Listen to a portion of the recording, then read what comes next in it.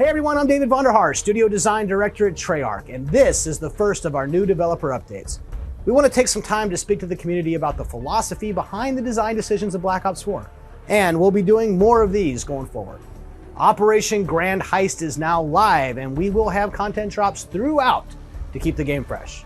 Now let's get started and talk to the team about our three modes: multiplayer, zombies, and blackout. All right, let's dig into some weapons balancing.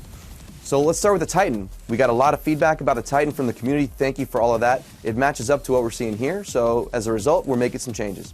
Now, first thing, we're cutting the damage down on the Titan a little bit. That's going to increase the survivability of score streaks with FMJ against the Titan, as well as players at lower health. Moving over to SMGs, what we're seeing is the Spitfire seeing a little bit too much usage and effectiveness. Now, the SMG class as a whole is in pretty good balance with assault rifles, but within the SMG class, we want to see a little bit more diversity between the different guns. So we're going to be bringing up the GKS, the MX9, the Cordite, and the outcome should be an overall better submachine gun balance. So let's talk a little bit about our new specialist. Outrider rewards strategic thinking. When Outrider special issue equipment, the Hawk, a camera drone, is ready for use, you're going to need to think critically about not only when to use it, but where you're going to park it to tag the most enemies.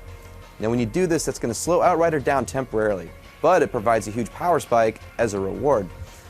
We wanted to create an intentional slowdown in gameplay pacing for Outrider that meshes well with the Sparrow. So in this game, the Sparrow pulls arrows back to full power faster than before, and with more zoom potential in the new scope. But the trade-off is that multiple successive arrows are going to fire slower between shots. So Outrider is really all about finding the right opportunity and making the most of it. We're always listening to community feedback, and we've made these changes in direct response to your feedback. And we have more to come later in this operation, like a bare bones playlist with no specialists and classic gameplay rules. So our new operation just dropped. With it comes a new gauntlet for Classified called DEFCON 5. And then later on, gauntlets for Blood of the Dead and Dead of the Night. We've been listening to all your feedback, and we are hard at work to make the game better with each and every update. So, for those of you who haven't experienced gauntlets, this is what they are. Gauntlets are 3 sets of 10 rounds. Each round has a specific rule that you have to obey. Once you achieve each round, you move on to the next. Once you get to the end, you've completed the gauntlet. We decided to introduce gauntlets as a new way to kind of vary up ways that players experience zombies, so it's not always the same experience every single time. Things like rush mode and gauntlets allow that variability. We've watched playthroughs, we've listened to Twitter and Reddit and all these other places that taught us about what you liked and what you disliked about previous gauntlets that we released. And so we've taken those changes and implemented into the new gauntlets coming in this operation. Okay, so in the community, you've been talking about rewards, so we've made some changes. Currently, when you play to round 15, you earn a tier skip. Well, as of this new operation, daily callings will also earn you a tier skip. That means you get 2 tier skips per day from your friends in the Zombies team. On top of that, you'll earn new loot weapons just by playing zombies, and they'll be available in the mystery box and the armory. And also, signature weapons are now available.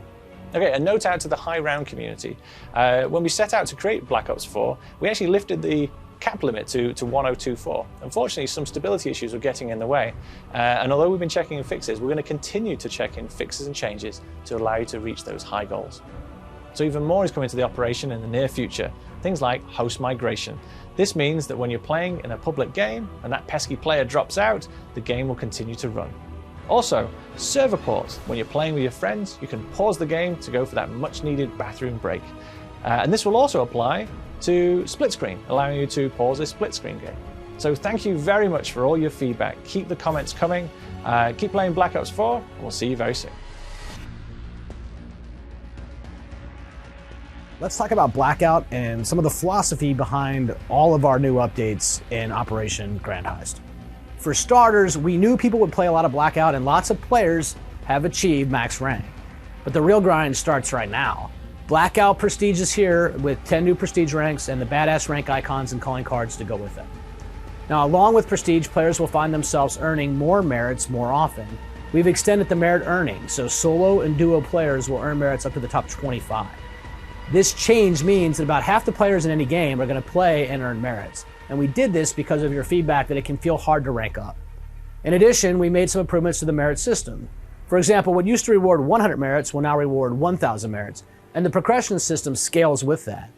Using these larger numbers allows the game to give more merit to more people more often for doing more things.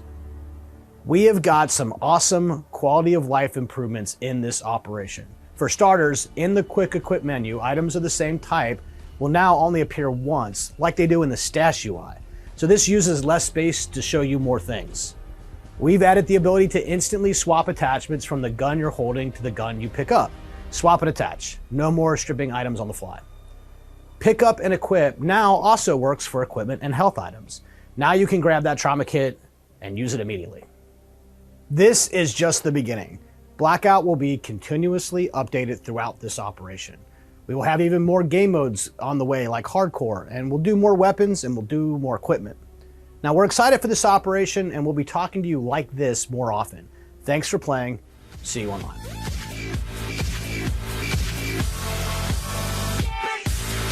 Like and share if you enjoy the video and think others might benefit from this, and of course subscribe and hit the notification button if you are new to the channel and want to be notified every time I post a video.